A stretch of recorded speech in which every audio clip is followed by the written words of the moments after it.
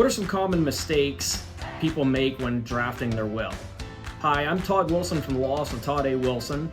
These are just a few of the considerations, things that pop up generally when people create their own will. One of the very first problems is failure to provide for an independent administration.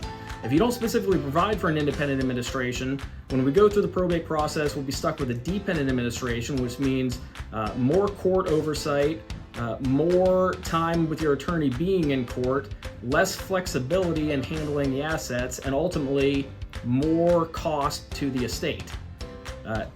Second issue that people run into all the time is just writing a will that says I leave everything to my spouse. That's fine if you just have a spouse, or if you have kids that are solely with that spouse. But if you have kids from a prior marriage, this can be a real issue, as we have the scenario where two spouses leave everything to each other, and then the first one passes, and the second one, by nature of the will, leaves everything to their kids, which is not usually the intended consequence.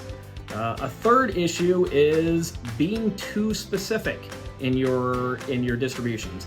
If you list out everything that you want to go to each individual, you may not account for something that does not exist at this current time, but you may own later down the line prior to your passing.